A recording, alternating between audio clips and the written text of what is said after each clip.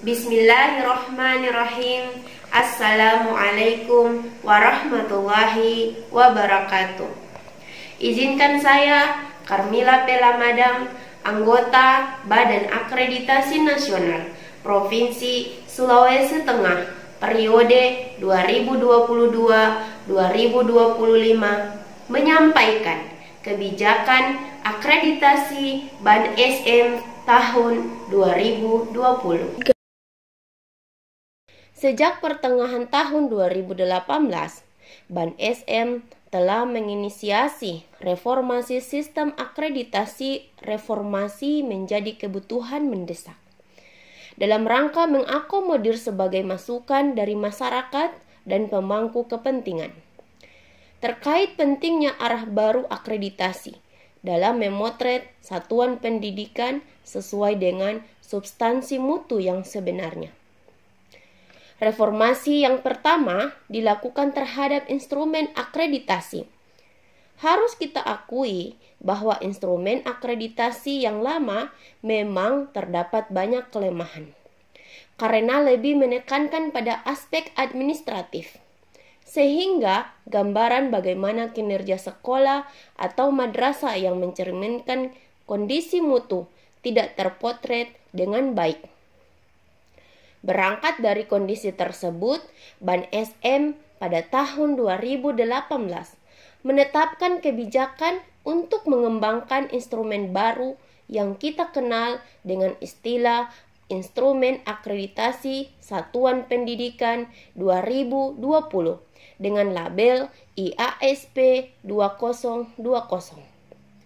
Dalam perjalanan berikutnya, BAN SM mengembangkan IASP 2020 yang menitik beratkan penilaian pada 4 komponen, yakni komponen mutu lulusan, proses pembelajaran, mutu guru, dan manajemen sekolah atau madrasah.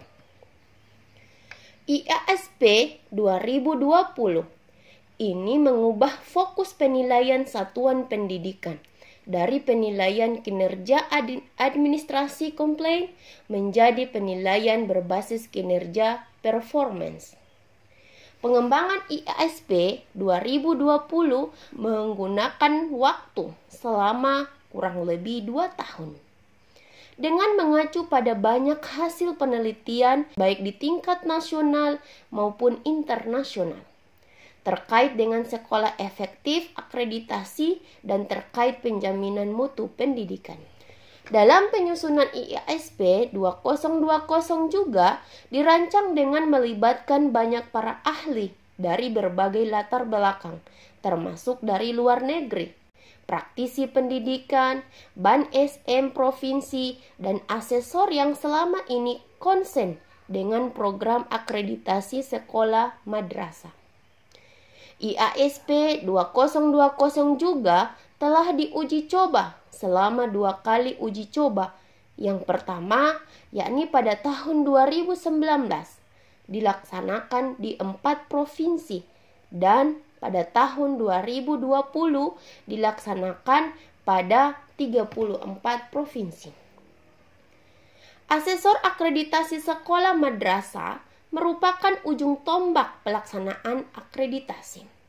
Mutu satuan pendidikan yang sebenarnya akan sangat tergantung pada penilaian asesor di lapangan.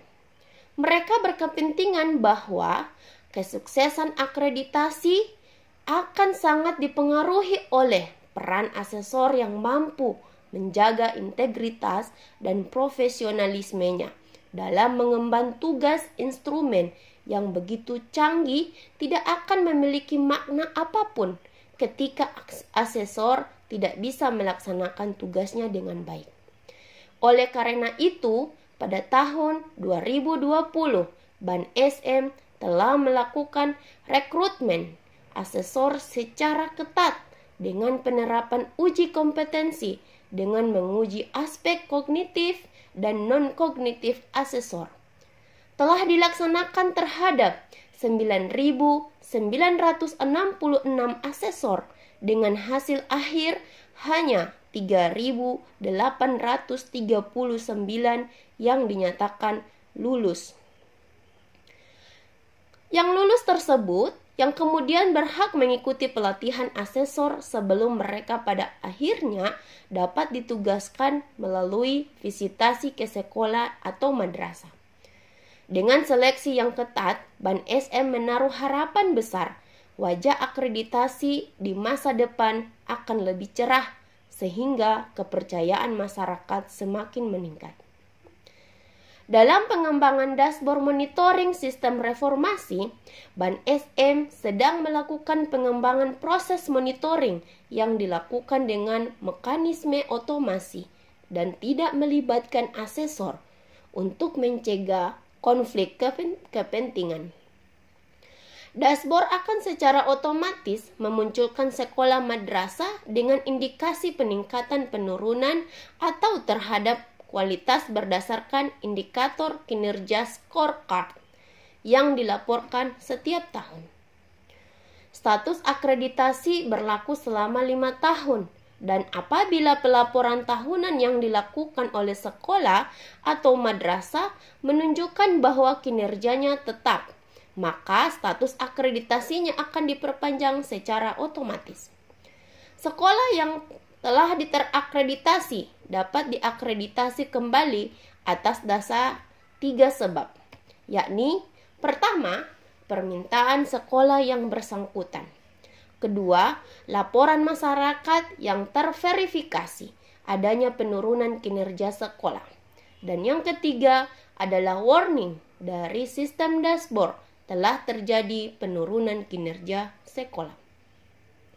Sekolah yang meyakini sekolahnya membaik dan ingin status akreditasinya lebih tinggi dapat mengajukan permohonan akreditasi ulang setidaknya 2 tahun setelah akreditasi yang terakhir dan data kinerja yang dilaporkan secara konsisten menunjukkan perbaikan kinerja.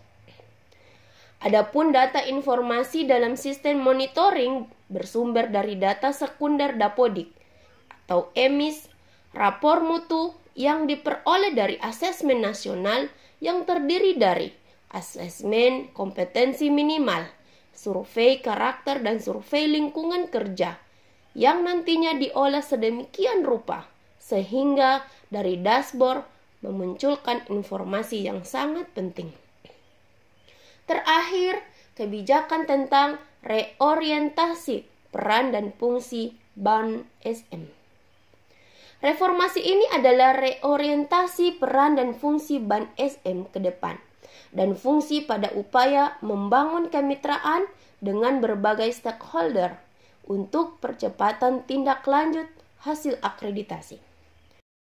Demikianlah uraian mengenai isu penting sebagai prioritas kebijakan Ban SM saat ini. Semoga kebijakan tersebut dapat dipahami oleh masyarakat dan dapat membawa manfaat bagi pembangunan dunia pendidikan di Indonesia. Salam akreditasi, akreditasi bermutu, pendidikan bermutu. Terima kasih. Wassalamualaikum warahmatullahi wabarakatuh.